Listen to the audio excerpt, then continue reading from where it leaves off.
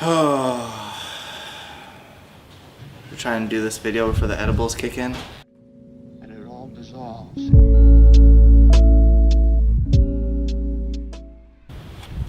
When did your heavy drinking start? Heavy? Heavy, well, What do you mean, like abusing it? yeah. Young, like 15 or something. Really? Yeah. Oh, that was our thing. That was like the cool thing Drinking was? to do, yeah. Ours was weed. It was cool to smoke weed. That too, yeah. I've always been dual Dual user. weed and alcohol. Yeah. I'd always throw up.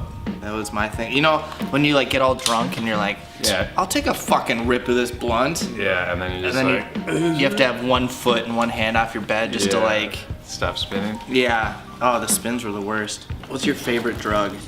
Mushrooms. Mushrooms? Yeah, probably. I've been watching Ecstasy and Ecstasy was good. Molly. And Yeah. Like if you can get some good Molly or Ecstasy, there's some people you care about. Yeah.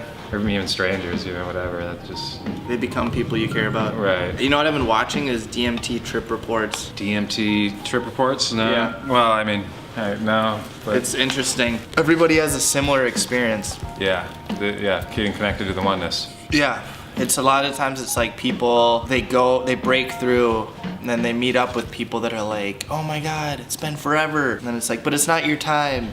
You'll be here again one day. Yeah, right. Like, that gave me chills just thinking about it. Yeah. Would you ever try DMT? I have done DMT twice. You have? Yeah. Did you tell me that? Yeah. This whole trip has been edibles and drinking, booze, and we're at the end of a week of just binging. It's bad. It's great. It's great, but getting back to baseline when I get home tomorrow is gonna be a fucking shit show. I'm gonna have to like, if I hang out with a girl, I'm gonna have to like do the Jake system, jam truly, act innocent, kill vagina, escape quickly. Okay. That's it. The Jake. The Jake system. Take notes, boys and girls. What's your favorite drug? Opiates are dope. Oh. Never liked them, yeah. I like opiates, but the tolerance buildup is just horrible. And like, opiates are cool. Xanax is cool. Those two together are cool, but so dangerous. But that was like my drug of choice was opiates and Xanax. Yeah. Dude, as soon as I found Xanax, it was like, where has this been my whole life? Because I've always been an anxious kid. Yeah. And it was like, man, this is what it feels like. This is what everybody else feels like. Well, that's not true. No, I know, but in my head, that's how I like felt. It was like, man. Well, that's what it feels like to live without the anxiety. Yeah, and fear of irrational shit. Right. Ecstasy was amazing. That was like, it was like Xanax and opiates at the same time. It's just your body's high, your mind is loving, and You're just open to everything. yeah, Love it. whatever. Everything is cool. Everything is Dude, beautiful. even just like hugging a person on ecstasy was like magical. Right. It was like tingle. It was like ASMR times 1,000. But you can only get so high off drugs. Am I right? Yeah, you can get pretty fucking high though. These green guns that I got, this ecstasy, it was heroin based. Dude. It was crazy. What do you want to talk about? The alarming instances of Alzheimer's and our family losing their minds. How many people in our family have Alzheimer's? Well, Grandma did, obviously. Grandma did. But yeah, my mom's MS problems are mostly Mental. What do you think that's from? What do you think Alzheimer's is from? I kind of have a... Well, there's a lot of evidence to suggest high levels of aluminum, metals, heavy metals. Yeah. Although heavy metals can be pointed to for a lot of things. But what about zinc, magnesium, iron? Need all of them, yeah. I just think that most human beings live with an unhealthy amount of them inside their body. Yeah. Yeah. You think so? Yeah. It's aluminum's everything. Yeah. What So about plastic? Let's get really nitty gritty. What do you think about the gay population and transgendered? And whoa. let's go. Let's dive in. What do I think about them generally? Yeah, I mean, what is your opinion on like how many gay people there are now and transgendered? I think it's obviously rapidly increased recently in the last 10 years. Do you think it's a trend? I think people are probably being encouraged to be gay by the Subliminally? Yeah, Yeah. I think so. Yeah. I kind of agree. I think it's become like a trendy thing. Like, you know, in high school you had like the goths, the hip hop dudes, and now it's like the Being trans, it's a way to it's a new identity. Yourself. Yeah. To be something. Yeah. Instead of nothing. Which is Not the nobodies, but the people who are like the outcasts. Right. It's like a new way of like. I'm away from you. Yeah. But also. Yeah, that's just part of it. But also, I feel like it's like what they're putting in all the hormones and shit they're putting in our food is completely fucking with our Yep. sexuality, Yep. erectile dysfunction, The pornography. So yeah, I think the massive explosion of non-traditional sexuality has been like, encouraged, and the hormones and the aluminums and the media and everything else has kind of contributed to that. Yeah. I got no problem. I love the gays. I love the queers. I love people who are different. Yeah. But I also think there's a lot of desperate people. A lot of posers. Using it to fill something inside themselves. Some sort of community or camaraderie.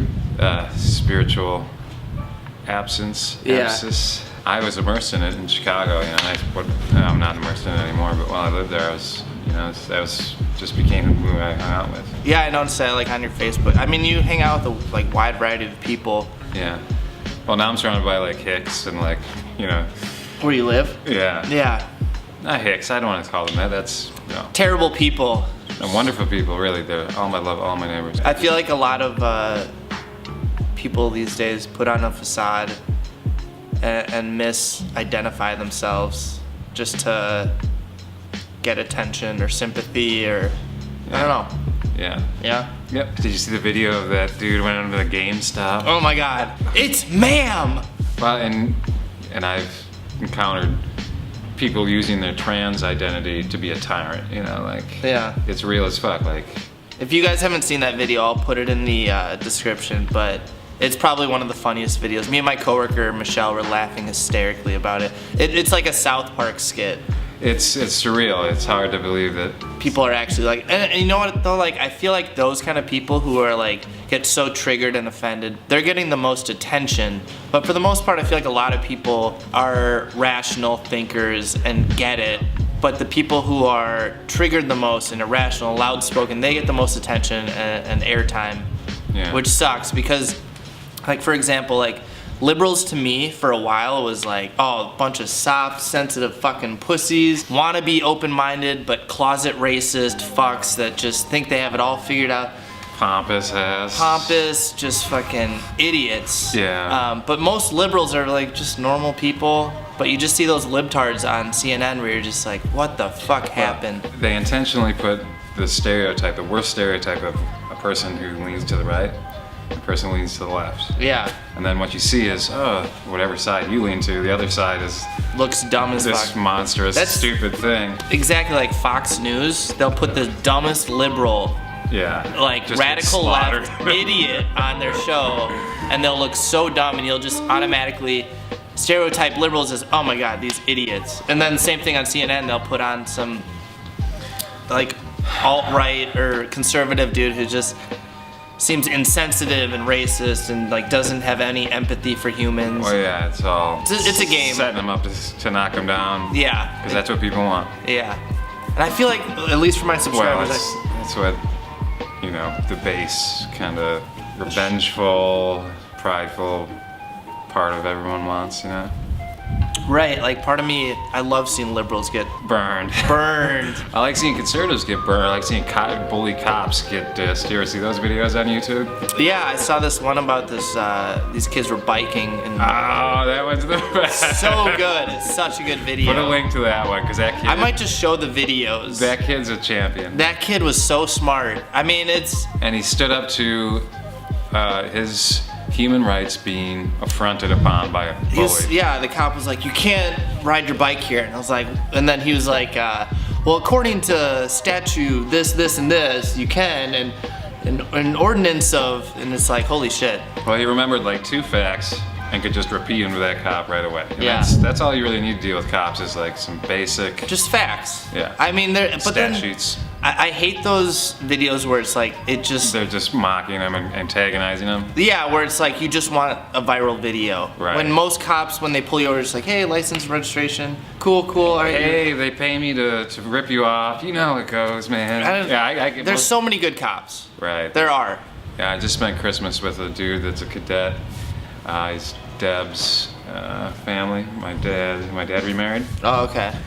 And he was Nice guy? Yeah, he was at the academy. I seen him when he was young, like when he was like 13. Now he's like 20. And yeah, he's this big, like 6'4", corn-fed, blue-eyed Scandinavian boy, and just a genuinely sweet and like well-meaning person. Yeah. You know? Well, when you think about it, it's like all the cops, a lot of times inner city cops, they only get called to the black community by African Americans. Like it's not like whites are calling, and they get that call all the time. So subconsciously you start to see a pattern, and then you start to be like, all right, well, what the fuck? Like, why are black people always causing these problems? And you start to Become racist?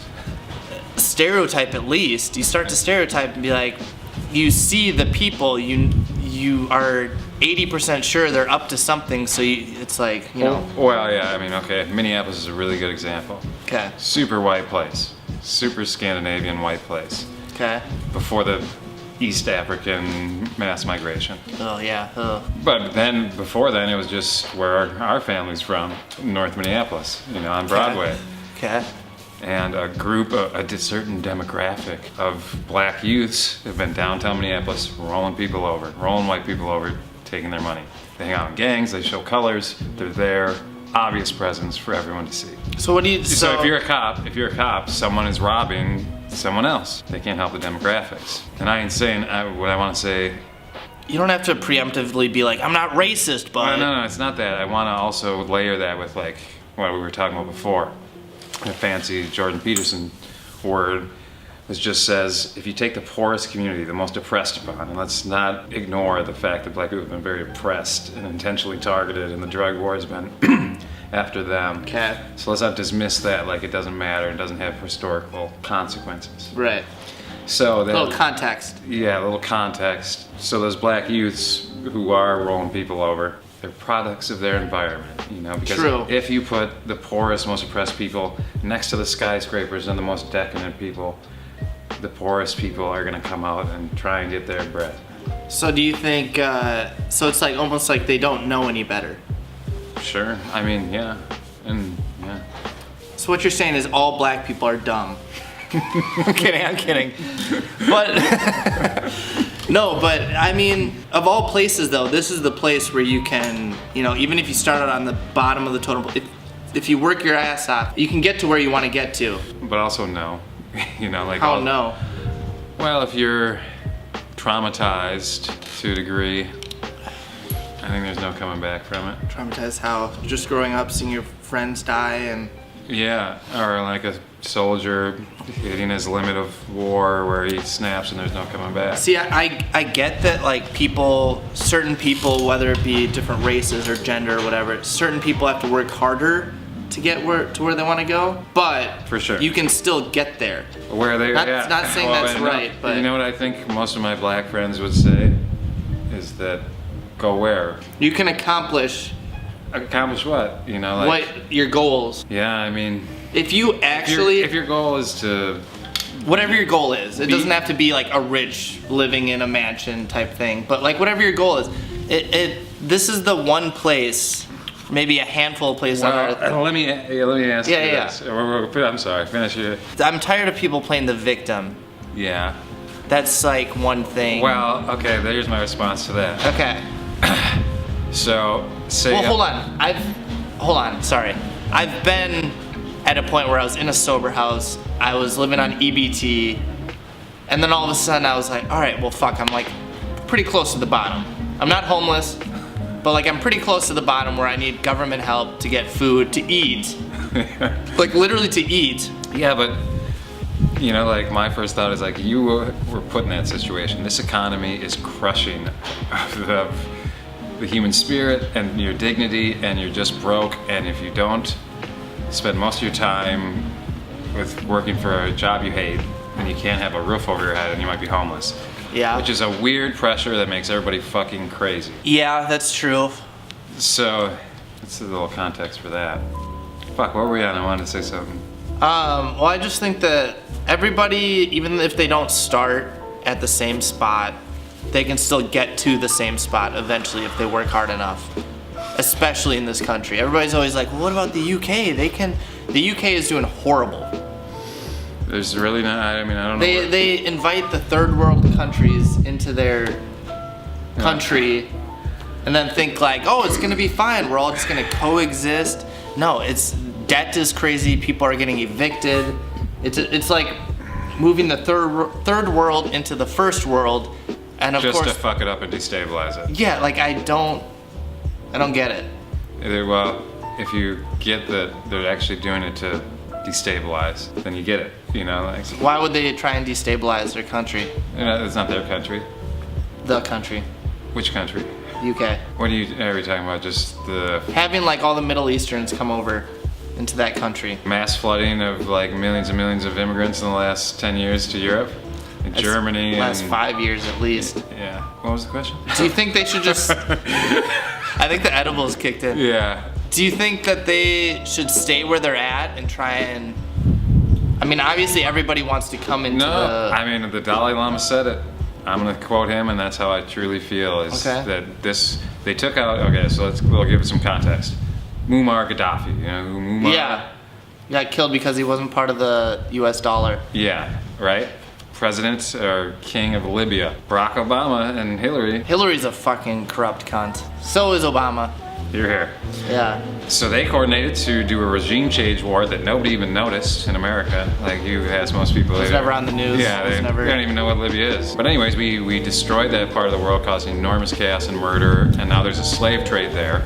And you know what's really happening? There's video you can see of Gaddafi going, when it became clear that the American Empire was coming to take his ass out, him saying, "What are you doing?" to Europe. "I am the wall. I am the fucking wall." And literally, geographically, if African migrants wanted to flood Europe, they'd have to come through Libya. You know? Yeah. "What are you doing?" "I am your wall." Well, what they're doing is taking him out to do what they're doing now, which is flood. Flood Europe Yeah. with immigrants. Yeah. I always thought it was because Gaddafi wasn't part of the Federal Reserve and U.S. dollar. And Well, that's just a nice, that's just a bonus for them. They take out whoever, like they're trying to take out Assad in Syria. yeah. Because it doesn't. Did you see his Now interview? they're trying to take out Maduro in Venezuela. Like, we just have the right to, oh, we don't like that government down there. Yeah. We're gonna go militarily. They need our help. They need our help. We should go down there. It's absurd. So yeah, this is all engineered, and what I would like everyone to understand is that all these wars, all this mass immigration, all this worldwide disaster is manufactured. You know what's funny is our last video was more me. I don't even know if it's still up, honestly, because I deleted so many of my videos. But it was more of me countering all your points. But I feel like you've changed from that to Yeah. this. I feel like I haven't moved that much. Well, yeah, I mean, I remember the conversation, and like, Yeah. but I've Which yeah. is good. I hate when people stay for years. Oh, yeah, I don't feel or perceive the world the same as I did the last time. 3 years ago. 3 years ago already? It's like 3 years. Probably. They've been living down here for 2 years. Yeah, it was a good video. I liked it. Yeah, I did too.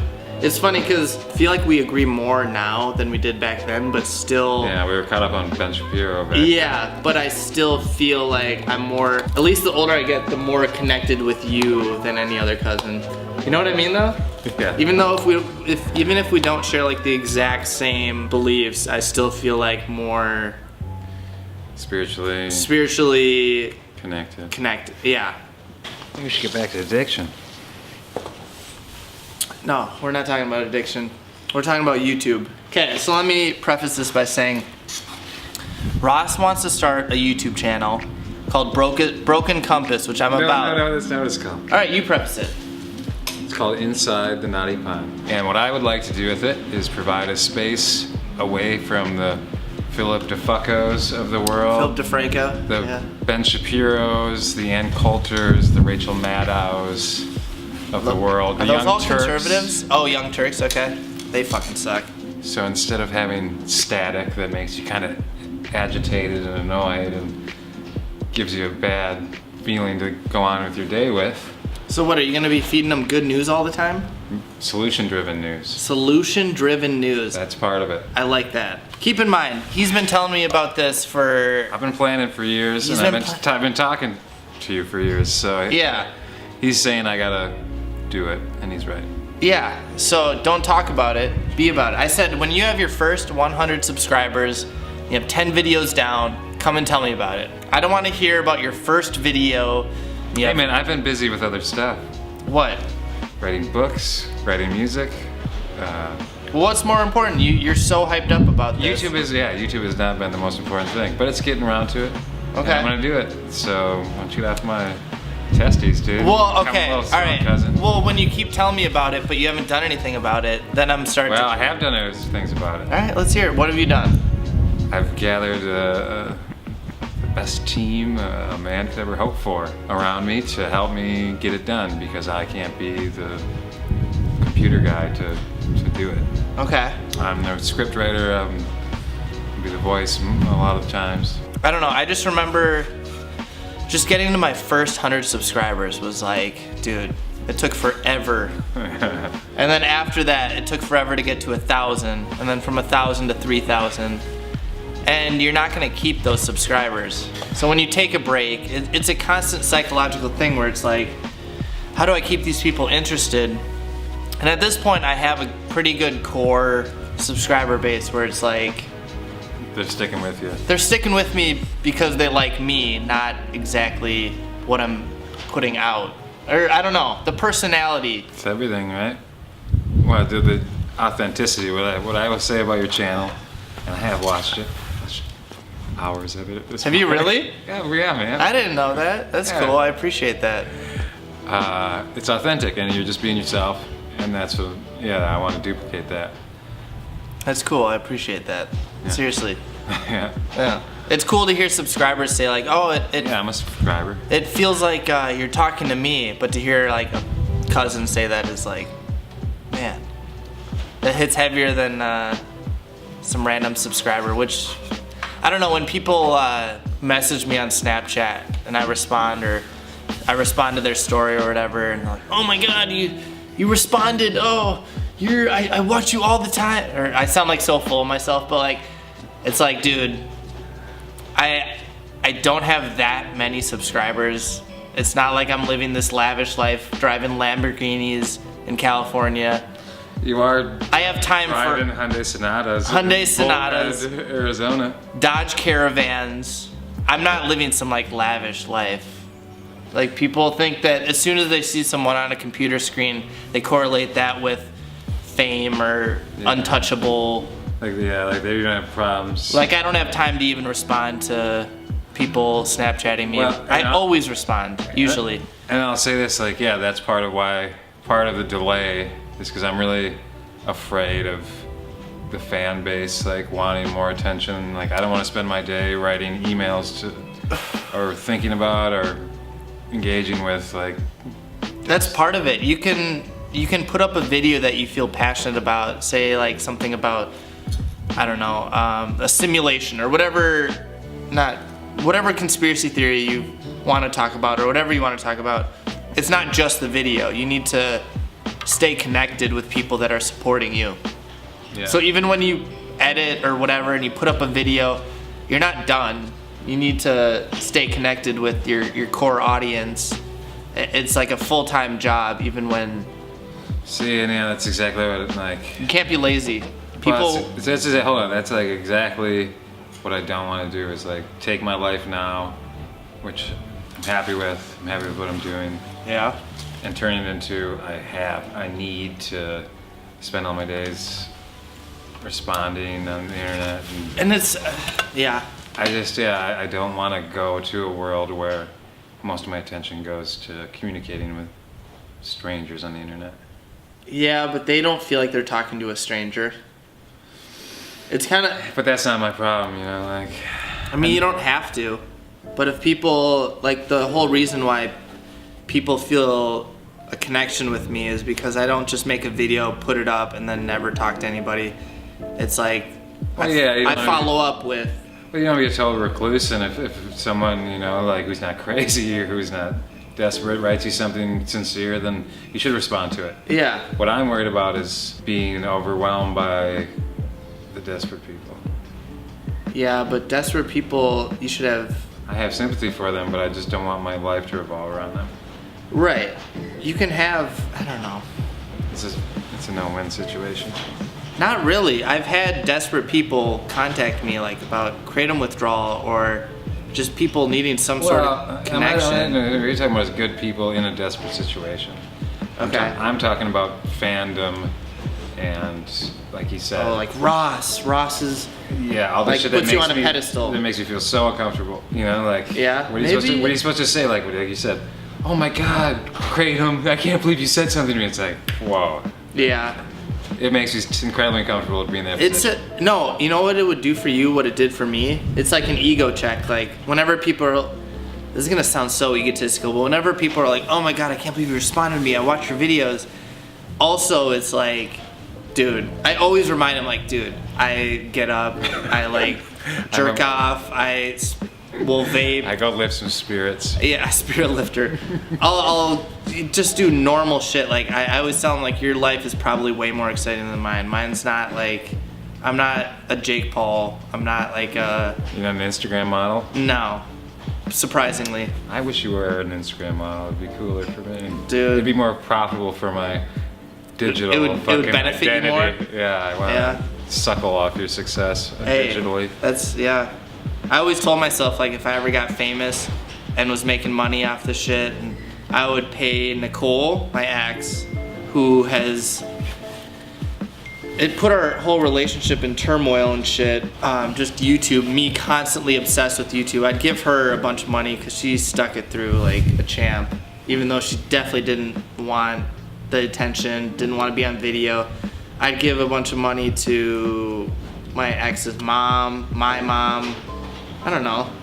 I always thought that, like, my goal was, like, if I made it and I was making good money, I couldn't wait to give money to my friends and my family. That was, like, my biggest drive forever.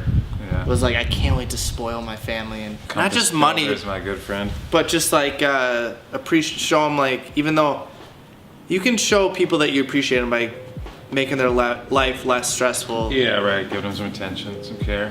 Even money, like paying off their bills, like that they've been struggling with, and they're working 60 hours a week. Right. You know what I mean? My dad was always like that.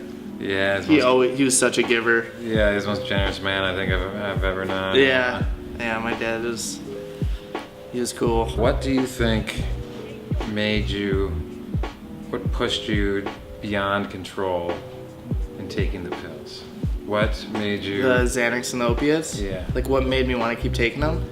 No, what was the point or the circumstance where you were no longer in control and then the Xanax took control? I mean, when you grow a tolerance, it's like it helped, and all of a sudden, you're up here, and all of a sudden you get down to baseline and you're still taking them, and then you even go below baseline to where you were before.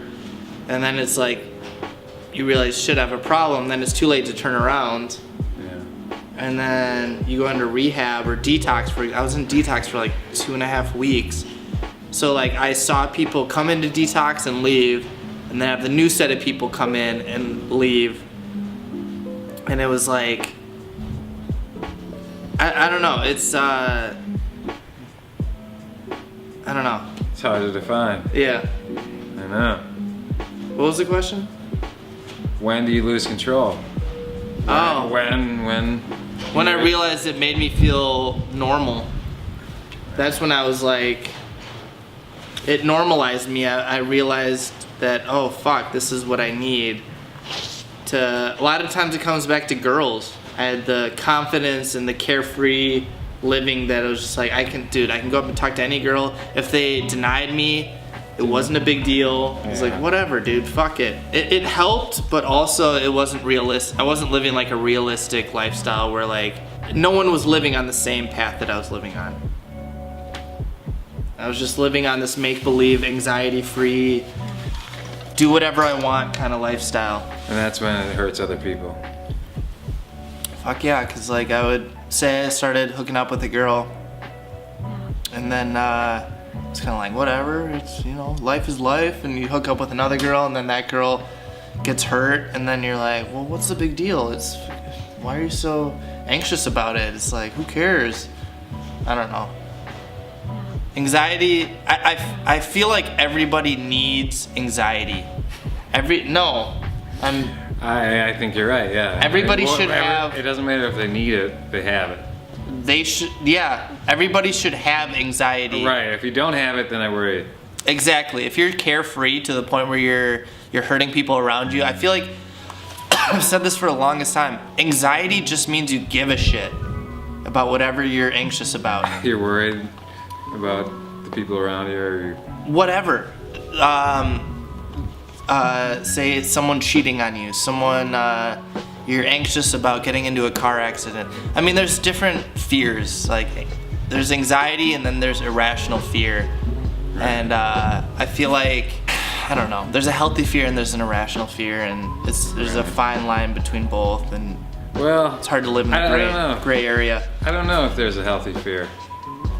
Like, you can have a healthy understanding of the threats that are before you, but to live in the fear of those threats, I think like is what? unhealthy. Give me an example. For white people, it'd be black people. Yeah. Like, living in fear of... Do you think those are irrational fears? Going through the ghetto, a white person? No. In those circumstances, no. But the white person in Island Lake worried about the black violent criminal coming to his neighborhood, that's irrational. Is it irrational after you've seen the UK and... Well... That's hard to say. In Island Lake, I think it is irrational. Specifically, you gotta be specific to really talk about this stuff. Yeah, different locations. Migration topic is like a dude, railroad. If people want to be real about it, you have to be real about it. You can't just say, oh, we can all coexist. No, we can't. Right, and it's, okay, so I use the white-black thing to designate a boogeyman in someone's mind. Right, planting a seed. Yeah, someone who, whatever their fear is, like Bill, and I bet you everyone who lives over here is worried about migrants and the threat of black crime. Okay, do you think they are? No, I know they are. I mean, I know my Bill and my mom, in their consciousness, are thinking about the threat of black and brown. Or do you think you were taught to believe that that's how they're thinking? No, I know that's what they're thinking because I'm listened to them and I've watched them speak for... Racist fuckers? Not racist fuckers at all. They're just, I'm kidding. That's their conditioning coming out. Yeah. That's what I'm trying to tell you. Everyone has this boogeyman in their mind that it's news-induced. Yeah, media. You know? It's like the black man thinking the white man is around every corner trying to bring him down. Yeah. It's the same fucking thing. We live with these boogeymans, these media-created boogeymans in our minds. Irrational fears. Irrational fears. And yeah, like, living in fear, no. I don't think you should live in fear. You might die, who cares? That's great. Okay, I don't think you should live in fear, but do you think it's healthy to have certain fears? Or do you think people should just live freely to... Well, I think you should fear the top-down power that is polluting the planet and killing people, and yeah, I think you should fear those people becoming too powerful. I think that's a rational fear. Probably, okay. I think that's about the only rational fear. But I mean, like, walking through the hood at night, yeah, that's a rational fear too. Yeah, I kind of think about it like how I'm terrified to fly. It's an irrational fear. Totally. I can think about it logically and I get it, but it still doesn't change the fact that I'm afraid of it. I can think about it and realize that the turbulence is normal. Well, it's out of my control. This might have something to do with Grandpa Bud. What the fuck happened with Grandpa Bud? What do you mean? You know Grandpa Bud flew however many Flying tigers? defying missions over the hump. Like, he shouldn't be alive. The chances of him surviving. It has nothing to do with him. Well, dude, you don't think intergenerational trauma is real? Listen. Our grandfather, once removed. I'll let you finish, but you'll Yeah. understand why after I. All right. Well, So to act like the father sperm of your father and my mother, and why are they so fucking nervous? Do you think it has something to do with Grandpa Bud holding that stick and fucking dogfighting in Southeast Asia? my fear of flying didn't start till I was about 12, and there was bad turbulence on the plane. That's when I was like, this isn't good. Yeah. It wasn't always. Still, I think. You think that has something to do with it? Yeah, man. I think that the nervousness of the whole side has everything to do with Grandpa Bud. Do you think I'm a nervous guy? Yeah. Yeah. Yeah, I think you are. I think you are too. Yeah, right. I am. Yeah. I am. I'll openly. You're a real piece of shit. Yeah. No, but yeah, it's. Hey, I think nervous I people think live the you're the longest. least nervous in the family. Am I? Yeah, probably. I don't know. I'll take it. Who's less nervous, you or I? I think me. Probably. I'm super nervous, like all the time. Even Are though, you? Even though I act like cool and make jokes. Yeah, maybe I'm the least nervous, and I still feel nervous sometimes. Like I said, I don't know anyone who's not Anyways, all right. anxiety ridden. I think that's the video. Maybe. We just wanted to bullshit. I wish we would have remembered what we called last time. The title. Oh, yeah. Yeah, whatever. Cousin Ross in the house, part 2. Cousin Ross in the house, part 2. Yeah. All right, thanks so much for watching. Really appreciate it. Hit like.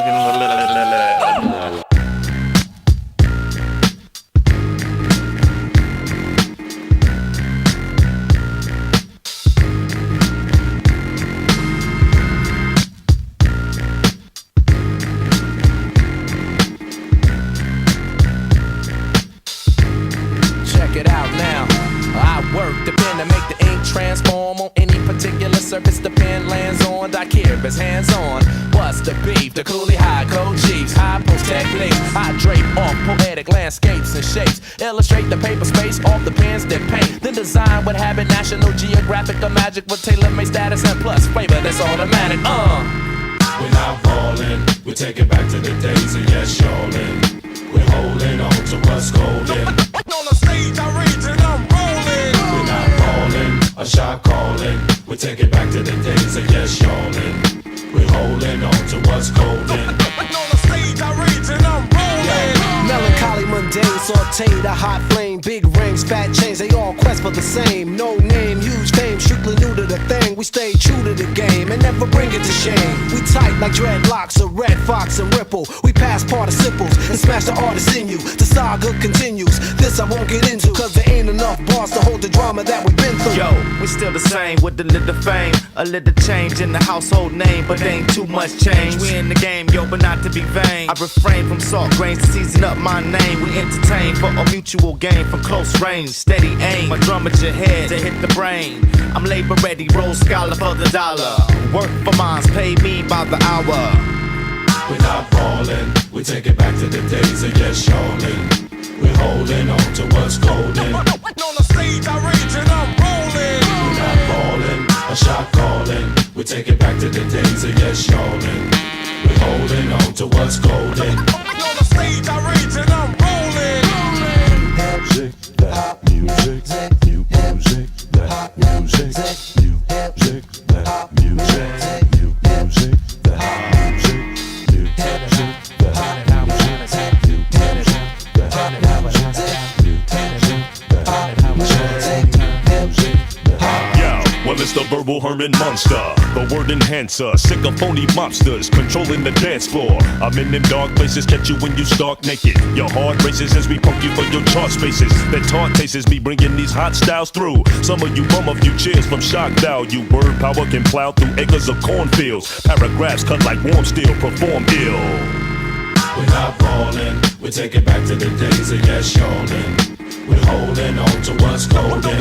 On the stage I rage and I'm rolling. We're not falling, a shot calling. We take it back to the days of yes, y'allin'. We're holding on to what's golden. On